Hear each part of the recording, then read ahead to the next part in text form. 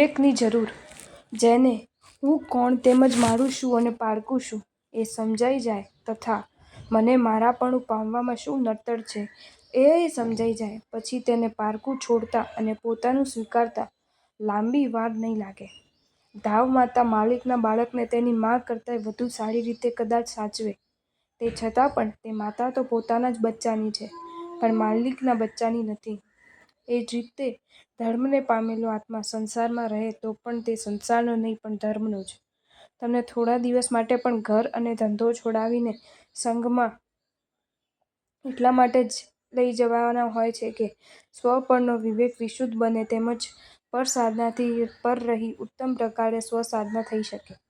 એક વખત પારકું પારકા તરીકે અને મારું મારા તરીકે તમને સમજાઈ જાય તેમજ તમારા યોગે બીજા પણ ઘણા આત્માઓને આ નિમિત્તે એ સમજાઈ જાય એ જ આ ધર્મ પ્રવૃત્તિની મોટામાં મોટી સફળતા છે. તીર્થ એટલે આત્મા એ વાત તો છેવટની છે. જેમ સોહમ એટલે તે હું, તે એટલે પરમાત્મા અને હું સ્વયં પરમાત્મા છું. પણ તે ક્યારે? બહિરાત્મા દશા જાય, અંતરાત્મદશા પ્રગટે અને પરિણામે પરમાત્મદશા પ્રાપ્ત થાય ત્યારે. આત્મા જ પરમાત્મા છે એમાં ના નહીં, પણ વર્તમાનમાં તો તે બહિરાત્મા અગર અંતરાત્મા છે ને, એટલે વર્તમાનમાં અંતરાત્મા કે બહિરાત્મા એ પરમાત્મા નથી. પણ પરમાત્મા થવા માટે પ્રયત્ન કરવાનો તે જ રીતે. આત્મા જ્યારે પોતાના સ્વરૂપને પ્રકાશિત કરે ત્યારે આત્મા એટલે તીર્થ છે. ત્યાં સુધી તીર્થરૂપ સાધનોને છોડી દે તો તે એમને એમ જ ભટકતો રહે. યોગ્ય રૂપમાં સ્વસ્વરૂપ પ્રકાશિત થાય તે પહેલાંથી આત્માને તીર્થ માની લેવો એ હાથે કરીને અજ્ઞાની બનવા બરાબર છે. તે રીતે સોહમમાં તે અને હું એમ બે પદો છે તે બેનો ભેદ સમજવો જ જોઈએ. તે એટલે પરમાત્મા અને હું એટલે કાં તો બહિરાત્મા કાં તો અંતરાત્મા. આટલો ભેદ સમજાઈ જાય તો જ સોહમનો જાપ ફળે. તે એટલે પરમાત્મા, શુદ્ધાત્મા, સૌથી ઊંચામાં ઊંચી કોટીના આત્મા. વિતરાગ કહેવાય, મિતદેશ કહેવાય, મુક્ત કહેવાય, બુદ્ધ કહેવાય, નિરંજન કહેવાય, નિરાકાર કહેવાય. જાણે રૂપ, રસ, ગંધ, સ્પર્શ નહીં અને આકાર હોતો નથી તે નિરંજન એટલે મળ વિનાના. દરેક આત્મા જો શુદ્ધ થાય તો પરમાત્મા થઈ શકે છે. આપણે ત્યાં એવો ઠેકો નથી કે એક જ આત્મા પરમાત્મા થઈ શકે. સોહમનો જાપ કરનારા ડાયા હોય તો એકલો જાપ કરનારા જ ન બને, પરંતુ પ્રયત્ન કરનારા પણ બને. હું તો પરમાત્મા જ છું અને વળી મંદિરે જવું, સાધુ પાસે જવું, તીર્થે જવું, હાથ જોડવા આ બધું શું માટે? એ બધા આડંબર એને ન જોઈએ. આવું કહેનારો સોહમને સમજ્યા જ નથી. સૌથી મહાન માનવવાના કોળ સોહમથી પતી જતા હોય તો એવાઓને બાહ્ય ક્રિયાઓની જરૂર જ શી છે? આવા માણસોએ પાગલ દુનિયાને મૂંઝવી છે, કારણ કે દુનિયા અર્થકામની લોલુપ છે. એણે એમ માન્યું છે કે આવાઓની વચનથી સ્વાર્થની સિદ્ધિ થાય છે. સોહમ સોહમ બોલનારા દુનિયાની બધી અનુકૂળતાને ભોગવવાની ઈચ્છા રાખે છે. એ જ એમ બતાવે છે કે એમનામાં વાસ્તવિક બંધનોથી છૂટવાની તમન્ના જ નથી. અજ્ઞાન જીવો, ભદ્રિક લોકો એવી ભ્રમણામાં ન ફસાય એ માટે જ અહીં એવાઓના સ્વરૂપનું દર્શન કરાવવાનો આપનો પ્રયત્ન છે. જ્યાં સુધી આત્મા હુંની કોટીમાંથી છૂટીને તે થઈ શકે તેવી સાધન સંપન્ન દશાને ન પામે ત્યાં સુધી તેને તીર્થ સ્વરૂપ માની લેવાનો નથી. સોહમ જાપ જપનારો તે નથી, પણ હું છું એ વાત તો નિશ્ચિત છે. તે હોય તો સોહમ જપે નહીં અને સોહમ જપે તો તે હોય નહીં. નોકરી કરે એ શેઠ નહીં અને શેઠ હોય તે નોકરી કરે નહીં. હું એવી બુદ્ધિ જેને શરીરમાં હોય તે બહિરાત્મા અને આત્મામાં હોય તો અંતરાત્મા. હુંના આરોપ શરીરમાં જે કરતો હોય તે બહિરાત્મા અને હુંનો આરોપ શરીર સિવાય શરીરમાં રહેલ આત્મામાં જે કરે તે અંતરાત્મા. હું બુદ્ધિથી શરીરને ગ્રહણ કરે તે બધા બહિરાત્મા અને આત્માને ગ્રહણ કરે તે અંતરાત્મા.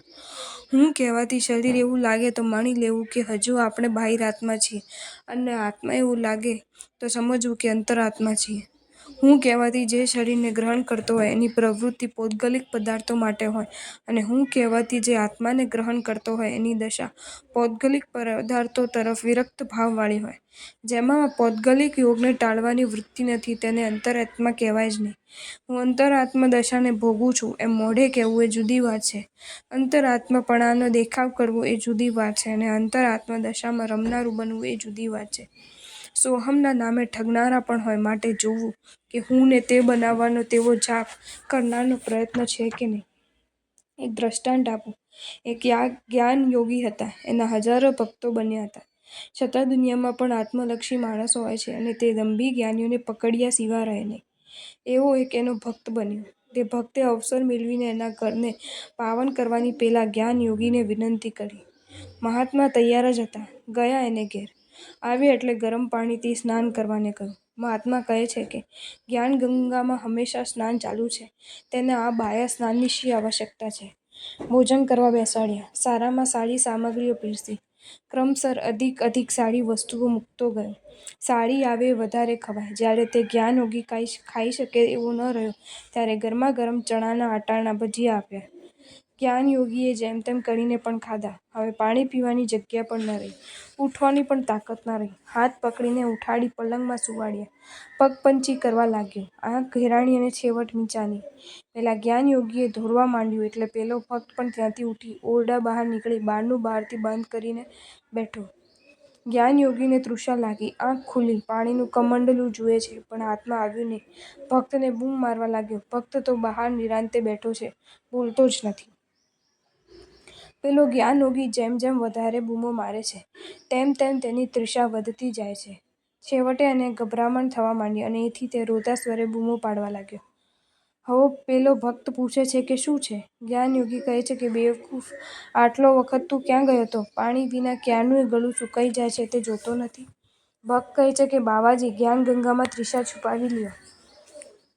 બાવાજી કહે છે મૂર્ખા, એ જ્ઞાન ગંગા બીજી. આ ભક્ત પણ કહે છે બાવાજી, હવે પાણી આપે એ પણ બીજા. કેવલ જ્ઞાનથી મુક્તિ નથી થતી પણ જ્ઞાનને પામીને યોગ્ય સઘળી ક્રિયા કરવાથી જ મુક્તિ મળે છે. એ વાત કબૂલ કરો તો જ પાણી આપું. વાત એ છે કે આવા જ્ઞાન યોગી બની બેઠેલા હોય પોતે પણ ડૂબે છે અને બીજાઓને પણ ડૂબાડે છે. બહારની કોઈ પણ વસ્તુ આકર્ષણ ન કરે તો જ અંતરાત્મા, બાકી બધી બહિરાત્મા. બહિરાત્મ દશાની સાધક પ્રવૃત્તિ છોડે નહીં અને કેવલ મોઢેથી જ હું અંતરાત્મા છું, હું અંતરાત્મા છું એમ બોલ્યા કરે. એ કોઈ કાળે પણ પરમાત્મા થયો નથી, થતો નથી અને થવાનો નથી. એ જ રીતે આત્મા તીર્થ ત્યારે કે જ્યારે તે સ્વસ્વરૂપનો જ્ઞાનીઓને જણાવ્યા મુજબ અનુગામી બને. આત્મા જ તીર્થ છે એમ માનીને ઘેર બેસી રહેવું, બાહ્ય પ્રવૃત્તિઓ કરે જેવી અને આત્મ સ્વભાવની પ્રકાશક ક્રિયાઓ કરવી નહીં, એથી કેમ ચાલે? સારી વસ્તુ પણ જેને જ્ઞાન નહીં આપે એને મિથ્યા ભાવમાં ડૂબાડનારી વસ્તુ જ્ઞાન આપશે? ચંડકોશિયો ભગવાનને ડસવા છતાં જ્ઞાની બન્યો. એવા દાખલા લઈને ભગવાનને બચકા ભરવાની વાત કરનારા બેવકૂફ છે. ચંડકોશિયો એટલે એક કાલે સારામાં સારો મુનિ, શ્રી વિતરાગના શાસનનો જાન બનેલો. કોઈક દુષ્કર્મે કશાયને અધીન થઈ ગયો અને મળીને પરંપરાએ મહાક્રોધી દ્રષ્ટિવિષ સર્પ થયો. જે જંગલમાં એ ઉત્પન્ન થયો એ જંગલ પણ એના કોપથી વેરાન બની ગયું.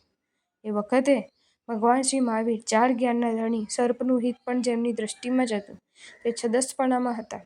વિહાર કરતાં કરતાં એ ત્યાં અટવાઈ ગયા. અટવીમાં આવ્યા છે. પેલો સર્પ રહે છે તે બિલની પાસેના ભાગમાં જઈને ધ્યાનમાં ઊભા છે. આદમી જોઈને એ સર્પનો પિત્તો ફાટ્યો. સૂર્ય સામું જોઈને જ્વાલા ફેંકી. 1 વાર, 2 વાર, 3 વાર ફેંકી. કાંઈ વળ્યું નહીં એટલે પગના અંગૂઠામાં દંશ દીધો. શ્રી અરિહંત દેવના શરીરમાં રુધિર દૂધ જેવું ધોળું હોય છે. એવું શ્રી અરિહંત દેવના શરીર માટે જ હોય, બીજાને ન હોય. રુધિરને ધોળું જોતાં જ તે દ્રષ્ટિવિષ સર્પ વિચારમાં પડી ગયો. વિચારમાં ને વિચારમાં એણે જાતિ સ્મરણ જ્ઞાન થઈ ગયું. એ પ્રતિજ્ઞા કરે છે કે ચાહે તેટલો ઉપસર્ગ આવે તે સહન કરવો પણ કોઈને દુઃખ નહીં દેવું. બિલમાં મોં નાખીને રહ્યો. પછી તો લોકો એને નમસ્કાર કરવા લાગ્યા અને એનો મહિમા ગાવા લાગ્યા. જાણે નાગ પૂજા શરૂ થઈ. કેટલાકોએ ઘી છાંટ્યું. ઘીના લીધા કીડીઓ એકઠી થઈ અને તે સર્પના શરીરને સુમાર વિનાની કીડીઓ મહાવેદના ઉપજાવવા લાગી. 15 દિવસ સુધી મહા તકલીફ ભોગવી. મળીને એ દેવલોકે ગયો. વિચારો કે ચંડકોશિયો પામ્યો તે ભગવાનને દંશ દેવાથી કે વિવેક પ્રગટાવાથી. માટે સમજો કે વસ્તુને જાણવી નહીં, વિચારવી નહીં અને ગમે તેમ પકડીને યથેચ્છ પ્રવૃત્તિ કરવી એ તો આપણે હાથે જ આપણો નાશ કરવાનો ધંધો છે. જો તમને આ વિડીયો ગમ્યો હોય તો આ વિડીયોને લાઈક કરો અને શેર કરો અને આવા જ નવા વિડીયો જોવા માટે જૈન ફેક્ટ્સ એન્ડ સ્ટોરીઝની ચેનલને સબસ્ક્રાઈબ કરો. ધન્યવાદ.